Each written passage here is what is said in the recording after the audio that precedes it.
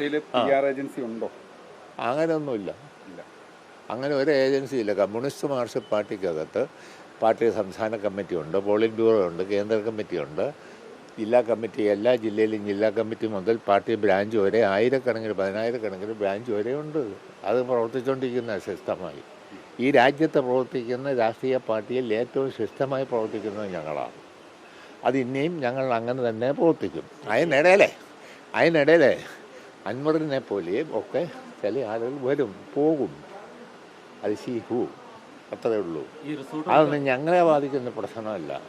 Resort ഉദ്ഘാടനത്തിൽ പങ്കെടുത്ത സംസ്ഥാന നേതാവ് അൻവറിനെ വിദേശത്ത് വെച്ച് കണ്ടു എന്ന ആക്ഷേപം ഉയർന്നിട്ടുണ്ട്. മാങ്കുളത്തെ റിസോർട്ട് ഉദ്ഘാടനത്തിൽ അതിൽ പങ്കെടുത്ത 2 പേരാണുള്ളത്. ഒന്ന് ആശാരും പിന്നെ ഒന്ന് P. ജയരാജനും. P. ജയരാജനോ? ഏത് മാങ്കുളത്ത് ഒരു റിസോർട്ടിന്റെ ഉദ്ഘാടനവുമായി മാങ്കുളത്തോ? ചിലപ്പോൾ പങ്കെടുത്ത് കാണും. ആഹാ, ഒരു ഹോട്ടൽ റിസോർട്ടെന്ന് പറയുമ്പം പിന്നെ ഇനി അതിപ്പോൾ പറയുമ്പോഴത്തേനും അത് പിന്നെ ഒരു പ്രശ്നമാകും. വിദേശത്ത് വെച്ച് അൻവറുമായി കൂടിക്കാഴ്ച നടത്തിയെന്നുള്ള ആക്ഷേപം. ഞാനോ? എനിക്കറിയില്ല. അതൊക്കെ പങ്കെടുത്ത് ഞാൻ ഹോട്ടലിൽ ഉദ്ഘാടനം ചെയ്യാറുണ്ടല്ലോ, റിസോർട്ട് ഉദ്ഘാടനം ചെയ്യാറുണ്ട്. അതൊക്കെ നമ്മുടെ ധർമ്മമാണ്, നമ്മളത് ചെയ്യും. ആശുപത്രി ഉദ്ഘാടനം ചെയ്യാറുണ്ട്, റിസോർട്ട് ഉദ്ഘാടനം ചെയ്യാറുണ്ട്, ഹോട്ടൽ ഉദ്ഘാടനം ചെയ്യാറുണ്ട്, കട ഉദ്ഘാടനം ചെയ്യാറുണ്ട്. അതൊക്കെ MLA-മാർ ഇതെല്ലാം ചെയ്യും, രാഷ്ട്രീയ പ്രവർത്തകർ. എന്നോർത്ത് ഇപ്പം ഒരു കാര്യം അതിന് പങ്കുണ്ടോ എന്ന് നിങ്ങൾ അന്വേഷിച്ചു. നമുക്ക് ഞാൻ ഓർക്കുന്നില്ല, ചുമ്മാ ഇല്ലാത്ത കണ്ടു.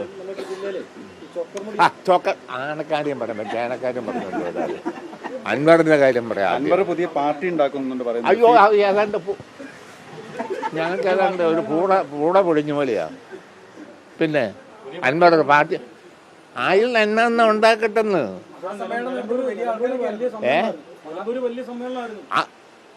ഇപ്പം ഞാൻ ഒരു കാര്യം, എന്നെ ഈ പാർട്ടി ഇപ്പോൾ പുറത്താക്കിയെന്ന് നോക്കുക. ഞാൻ നാളെ ഇവിടെ ഒരു സമ്മേളനം നടത്തിയാലേ ഒരുപാട് ആൾ കൂടും ഞാൻ പറയുന്നത് എന്താണെന്നൊക്കെ കേൾക്കാൻ.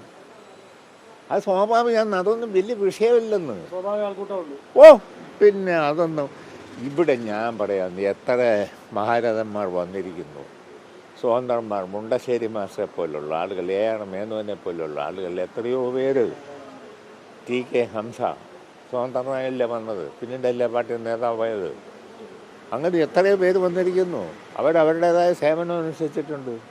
ഞങ്ങൾക്ക് കൊള്ളുകയില്ല അത്ര തന്നെ. ഞങ്ങൾ കണക്ക് പറഞ്ഞ് പുറത്താക്കേണ്ടവരെ പുറത്താക്കിയിട്ടുമുണ്ട്. പക്ഷേ അൻവർ മുഖ്യമന്ത്രിയോട് പല നേതാക്കളും പറയേണ്ട സാഹചര്യത്തിലാണ് അൻവർ ഇത് പറയുന്നതെന്നാണ് അദ്ദേഹം പറയുന്നത്. അതെ, ആരും മുഖത്ത് നോക്കി അദ്ദേഹത്തോട് കാര്യങ്ങൾ വിശദീകരിച്ച് പറയാറില്ല.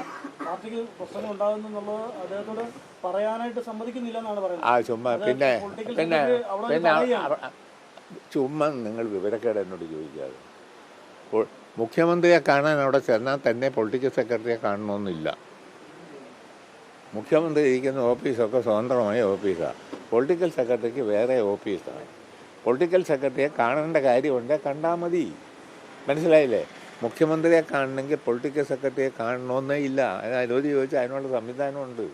MLA-മാരാണെങ്കിലും ഉണ്ട്, മറ്റുള്ളവർക്കും ഉണ്ട്. ചുമ്മാ എന്തെങ്കിലുമൊക്കെ വർത്തമാനം പറഞ്ഞ് ഇതും കൊണ്ട് നടക്കാൻ നിങ്ങൾക്ക് വേറെ പണിയൊന്നുമില്ലേ?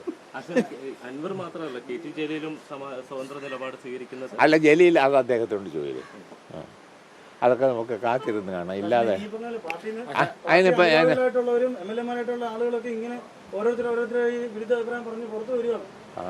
ആഹാ, അപ്പം നിങ്ങളെല്ലാവരും പുകച്ച് പുറത്താക്കിയിട്ടേ വിടുള്ളൂ. ഇവരുടെ ഒരു പണി കണ്ടില്ലേ? അതുകൊണ്ട് നിങ്ങളിതൊന്നും പറയണ്ട. അൻവർ എന്ത് പറഞ്ഞാലും അതൊന്നും ഇവിടെ ഞങ്ങളെ ഏശുന്ന പണിയല്ല. അൻവർ മാന്യനാണ്. ഒരു കാര്യം ചെയ്യേണ്ടത്, രാജിവെക്കേണ്ടത് MLA സ്ഥാനം. ഇപ്പം ഈ തോന്നുന്ന പോലെ ഞങ്ങളുടെ കൂടെ നിന്നിട്ടാണല്ലോ MLA ആയത്. അയാൾ എന്നിട്ട് പറയട്ടെ, അതാണ് അയാൾ ചെയ്യേണ്ടത്. അതൊന്നും ചെയ്യാതെ ഞങ്ങൾ കഷ്ടപ്പെട്ട് ഞങ്ങളുടെ സഹാക്കൾ പണിയെടുത്ത് സില്ലി പൈസകൾ മുടക്കി തെണ്ടി പിരിച്ച് പൈസ ഉണ്ടാക്കി ആ പൈസ മുടക്കി പ്രവർത്തിച്ചിട്ട് ഒടുവിൽ അയാൾ MLA ആയി കഴിഞ്ഞപ്പോഴത്തേനും ഇപ്പോൾ തിരിഞ്ഞു നിന്ന് കുത്തുന്ന ഒരു പണി ഒരുമാതിരി പിറപ്പ് പണി എന്നാണ് അതിൻ്റെ പേര്.